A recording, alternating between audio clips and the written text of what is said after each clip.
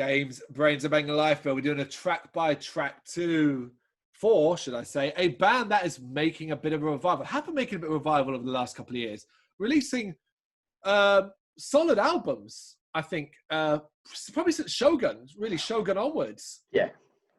It's Trivium, of course. It's Trivium. But we're not looking at the new stuff. We're going back to the start. We're going back to Ascendancy, an album that unfortunately has a track in it that I cannot take seriously, but I will get to that. Yes, Ascendancy, the second studio album by American heavy metal band Trivium, but the one that pushed them up into the air. Released March 15th, 2005 through Roadrunner Records. I think most people, when they think, oh, when did you first hear a song of Trivium? It comes from this album, more than likely, you know? Yep, definitely. Yeah, it's a massive album for them. They got pushed dramatically into the limelight, probably as young kids, and to be fair, probably not their fault. You know, I think it was this album where media started saying this is like the next Metallica. Yep. This early, you know. And then they doubled down on the next one, innit? Yeah. Yeah. It kicks off with instrumental. We have The End of Everything. It's a nice melody. As an intro, it's nice enough. But why? This is one of those things that we've talked a lot about this. We have like a pointless melodic intro, and it has no bearing on anything that follows, in particular the fucking next track. You don't always have to have an intro. You can just kick into your album. Yeah. Yeah, I kind of said the same thing. I do like it. You know, it sounds nice, guitars mixed with piano and all that. But I never really understood the point of the piano because nothing like that features again after this. You know, so yeah. If it's there, it's hidden. I didn't notice it. You didn't notice it. It's not there then. It's certainly not worth it. It's pointless. Rain, Fiery and Angry. I like the aggression to this track. The vocals that play out over each other slightly. There's a little bit of overlap. Good riffs. Just don't like the chorus. Don't care for the chorus at all.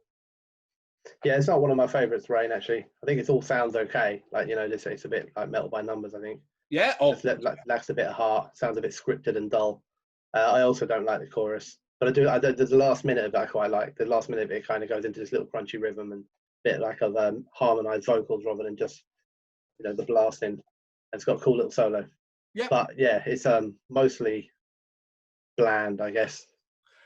It is not. When I look, like with other ones you've done, I looked at this album and went, well, I know lots of this, but I don't know this, and I don't remember. I listened to Rain and I was like, don't know if I've ever listened to this.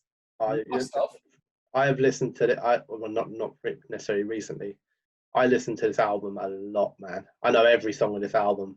Wow. I know probably every lyric to every song on this album. You know, I bought into the hype back then. Yeah, I would say so. Yeah. Holy shit, man! I was very big on this album. I got into this. I went back to the Ember to Inferno album. I thought that was a fantastic album. Wow. Yeah, I am one of those.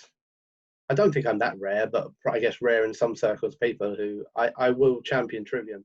I think Trivium got a hard kick when they were younger, picked up by the media. Yeah. They never asked to be called the next Metallica.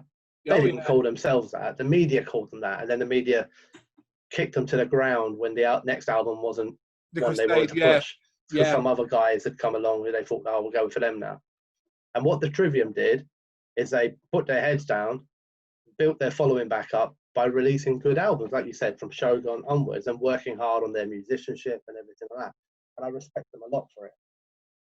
You know, I see things now. I see Matt Heafy working with bands like Cabal. I see fucking Eson working with Trivium doing the intro to, can't remember the name of the album now, Silence in the Snow, or the album that song was on. Yeah. You know, see a band that kind of got pushed into the limelight, probably didn't were like headless chickens, got thrown to the curb, and then built themselves up properly. Yeah, you're not wrong. Wow, well put, man. Really, really nice. Okay, one of the most famous tracks then. Pull Harder on the Strings of Your Martyr.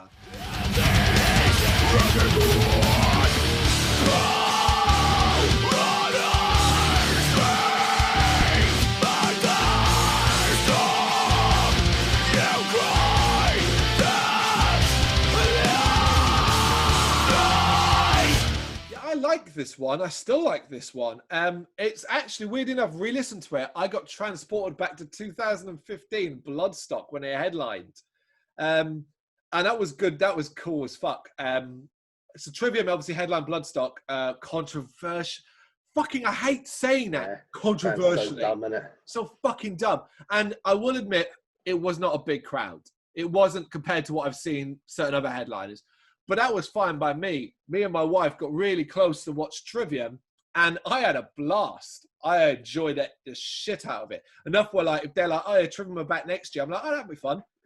Yeah, and this was one of the ones I really remember. Good drumming, good guitars. Heafy is tearing his vocals to shred. Cleaner chorus is cool. Yeah, man, this is good. Yeah. I mean, we've seen Trivium a couple of times. Seen it with Machine Head, at Black Crusade tour. Yeah. I think we saw them. No, I can't remember. I've seen them a couple of times. I've never seen them bad. Never seen them bad. Back in like 2006 or 7. Yeah. No, must have been a bit later. It was Crusade album time, maybe 2008 or 9 at a Hammersmith Apollo. I've never seen them bad. I genuinely haven't. Yeah. You know. But yeah, so Paul Harder and the Strings of Out, I agree with you completely. I think it's actually a really, really good song. It's one of a couple on this album that I guess would go down as overplayed, and it's also massively over-mocked. It gets mocked quite heavily, and there's a lot of like YouTube videos and stuff like that kind of mock the lyrics. You know, I don't know if you've ever seen it, but if anyone hasn't, look this song up. But look for they basically changed the lyrics to what it sounds like, and it goes boats, rudders, strange mountains. It's mental. It's hilarious, but it's mental, and it all kind of detracts from the simple fact that it's really the song, man, and the drums in particular in this track, banging. Yeah. If anyone's never seen that like video, check it out on YouTube. It's fucking hilarious. It goes all the way through, every single word, and you find it difficult to not hear boats, rudders, strange mountains afterwards whenever you listen to the song. I've got to check that out. That drum intro is fucking cool as fuck. Man. Yeah, I like the song. Yeah. Drowned and Torn Asunder.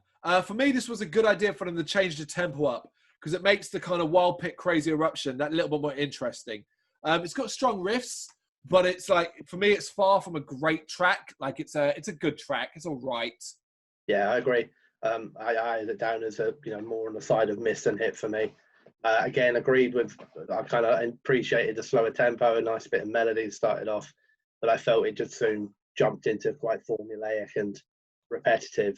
I didn't mind the chorus, and I thought the chorus was pretty cool. And they do a few little. There's always like the thing with the Trivium, like there's often a good solo or a good drum beat. You know, there's always things in a song, but it doesn't always work as a whole song. And I think with this one, it was a bit almost like I don't know, like they're playing off sheet music. You know what I mean? Not necessarily from the heart. Okay, that's a cool way of putting it. We got a title track, Ascendancy. This one is the one where, like, more than any other track that I had like a fucking Vietnam nostalgia flashback. PTSD. Yeah, like traumatic stress disorder. Just what I was like, where I was like, oh my God, I haven't heard this song in 10, maybe longer years. Yeah. But for me, this is one of the best tracks on the album. Love the impact put behind the vocals. This is a Matt Heafy strong ass performance. Wicked chorus as well. Builds nicely. I like this track a lot.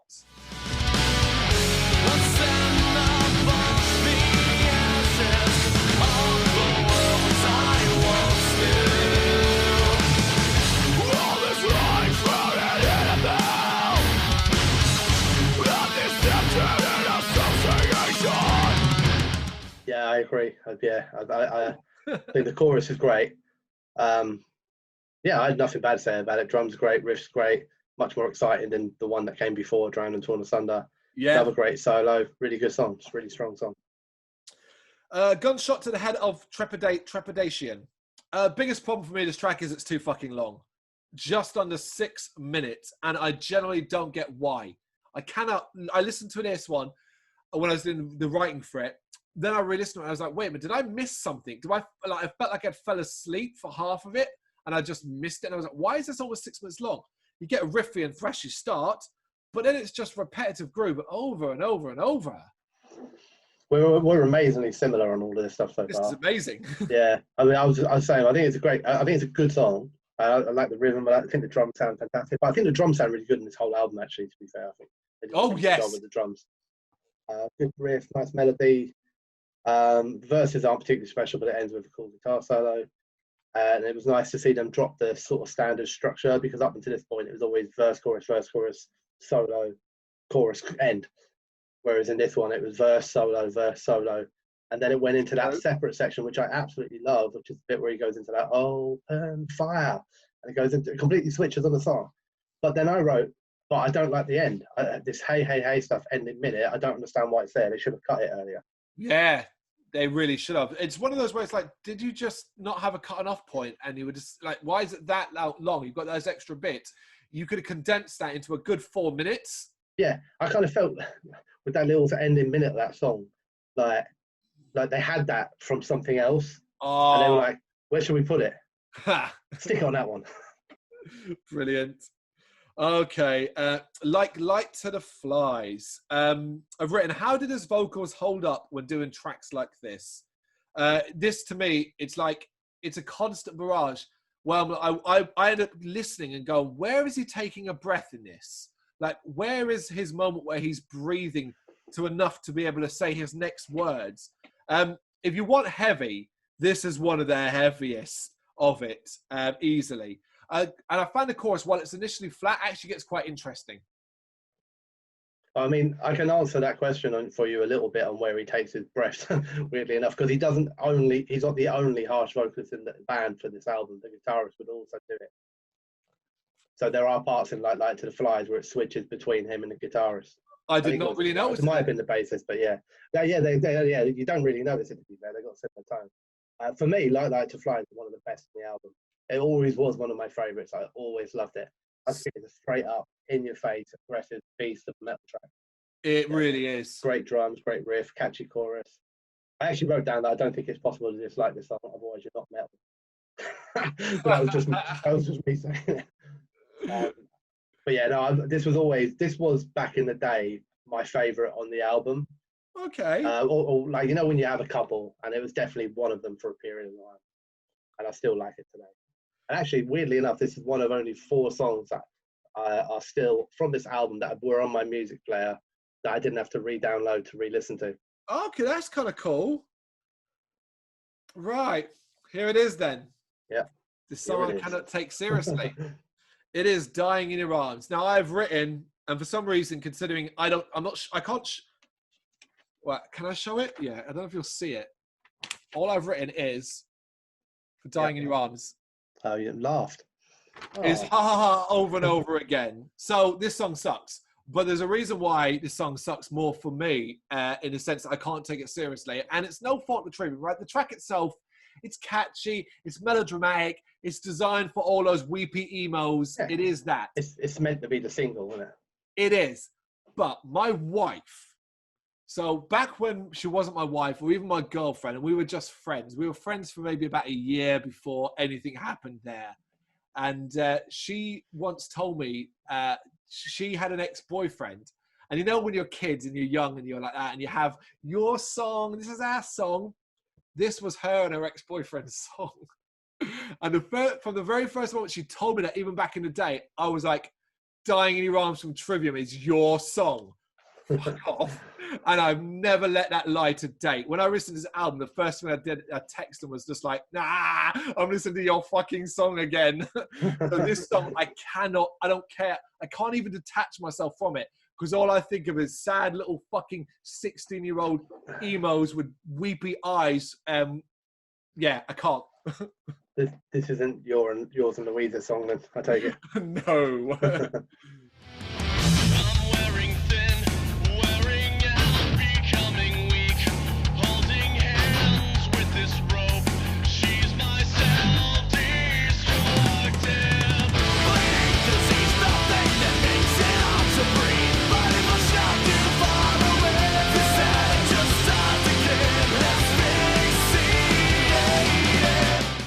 Yeah, I mean, you know, I wrote, it's overplayed and it's a song I actively avoid, but it is a decent song. It is. It's the one on the album, I guess, that has a bit of a kind of new metal vibe or a single vibe. And I can see why it was loved by so many. You know, it doesn't do anything for me anymore, but I have a bit of respect for it. I guess it's a good song, but it's just been worn out. It's that riff, that down, no. You know, it's fine. It's like, yeah, I get how that's really appealing to sound really poncy here, a generic audience. But like, it's that over and over, and it's like, okay, no thanks. Yeah. The Deceived, though, thank fuck for that, man. Because after Die in Your Arms, I was like, oh, I need something good now. The Deceived, man, love this. It's not great, in the sense that there's nothing like, I think, that really stands out in the sense that, oh, this is really unique to anything we've heard of the album so far. But you talked obviously a lot about the drums already. The drums in this, man, I almost tuned out everything, was just listening to the drums in this. Yeah. No, this is another one of the ones that I really adored, and another one of the ones that was a firm favourite of mine back in the day for a long time. And I still like it a lot. You know, I do think it's nice and simple. I don't think there's anything overly complex in it. But I don't mind that, to be honest. And I think it was nicely placed following Dying in Your Arms. Yeah. Which is almost like, I felt a little bit like Trivium saying, okay, there's your single. Let's get back to what we want to do. Yeah. You know what I mean? But yeah, there's got a lot going on to it. I did also point out the drum. I think the drum sounds fucking awesome in it. There's a nice mix of vocal styles in it. Nice melody, some great solos, a nice headbanging section at the end. It's a really good song. Yeah, man. Really good. Yeah. Suffocating Sights. I like the bit that we got a bit more variety in the riffs here. Yeah, easy to enjoy. Well, yeah, this isn't one of my favourites, actually. This isn't one I particularly like. I don't think it's a bad song, but then I don't think there's necessarily a bad song in the album. So I guess it falls in the ones that I'd like least. I don't think there's anything bad. The problem for me with this song is it's sandwiched between two of my favourite songs on this album. And I guess because of that, it pales a little bit in comparison. So I wrote down that I actually find this one to be the only song on this album that's probably genuine filler. Okay, that's really interesting. Because I say we've had a lot of similar thoughts all the way up to this point. But you just said something that's about to change it completely. As the next track is called Departure, and I find this bland. The clean singing and melody does nothing for me. The burst of intensity is nothing I've not heard already, but done better. I think this song shares more in common with The Crusade than the overall style of this album.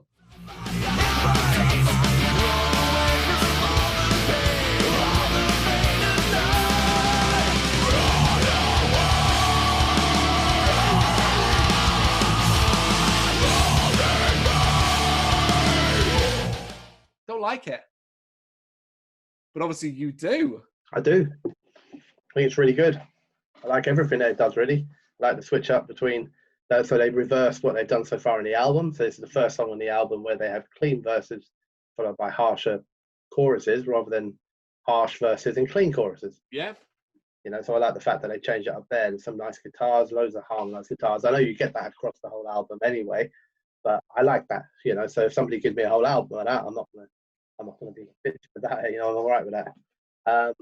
I like little moments in it. I think it's got moments in it that I really like. I like how it transitions from the solo into a clean melody, and it sounds like it's going to jump into the clean vocals again, but instead it comes in even harder with the run away stuff. Yeah, I like the moments in it. I think it's really nice. Really good song. Cool. All right, well, let's see how we finish up there. Declaration. The opening riff, man. Love it. Banging. Absolutely really took me back. I was like, oh, shit, this is wicked. Consistent, constant heavy headbanger.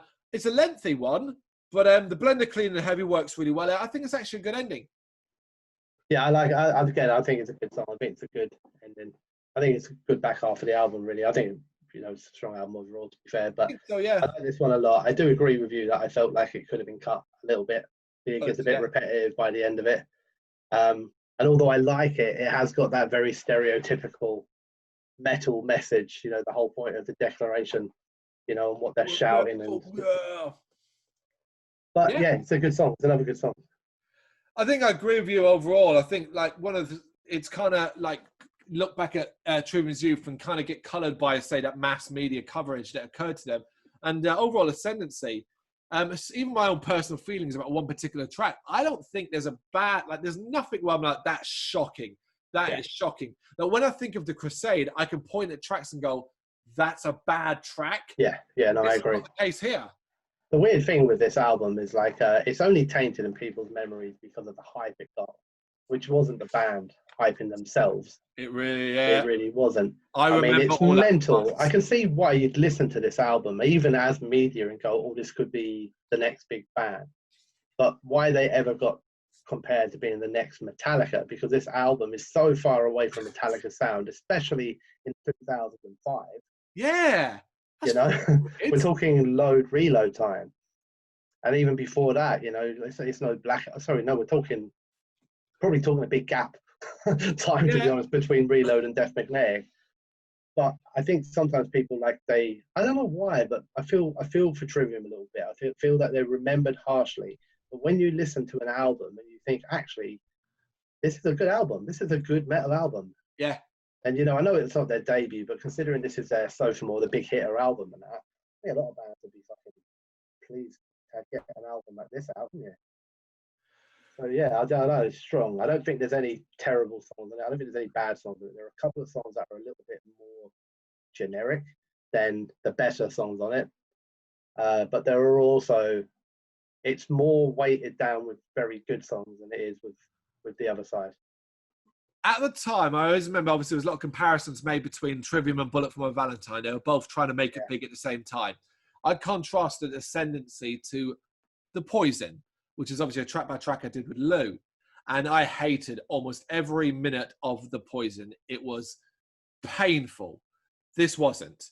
That speaks volumes to me. I think all of that stuff, like, it's all the bollocks, though, isn't it? Because I think what people were doing was comparing Dying in Your Arms to Tears Don't Fall. What's it called? Tears Don't Fall. Yeah. And that's the comparison, because actually once you get out of the singles, there is nothing else on this album that is any way remotely like Bullet, I don't think. In fact, this is a metal, I don't know, what would you classify this as? It's got the core kind of vibe to it, I think. Melodic metal, maybe, to a point. Yeah, melodic metal, metalcore. Metalcore. Maybe a bit of deathcore kind of vibe to it. It was certainly nothing like Bullet.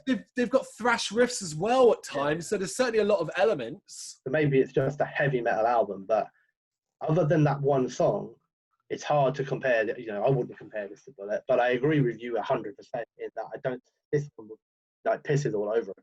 Oh yeah, no question. No question. There you go. Trivium is Ascendancy from two Trivium three, then. Oh yeah, of course. Top 3. Thank you for stopping me there. Okay, yeah. I forgot that. Right. Okay. I'm gonna go pull harder Dying in Your Arms. Yeah, that's what I'm laughing. Pull harder on the strings of your martyr, Ascendancy, and light to the flies. There you go. Yeah. Mine would be Departure, The Deceived, and then Light to the Flies as well. Oh, nice. There you go. There's some great recommendations for Trivium. Now I'll properly do the outro for Trivium's Ascendancy. Let us know your thoughts in the comments. Thank you very much for watching. You can check us out on gbhbl.com as well as on Facebook, Instagram, Twitter and Tumblr. Go to Patreon to help us out over there. That's patreon.com/gbhbl, as well as Big Cartel, where you can find some of our merchandise. We have a podcast running on SoundCloud and Apple Podcasts. And of course, if you like this video, do us a favour, hit the subscribe button and help the channel grow.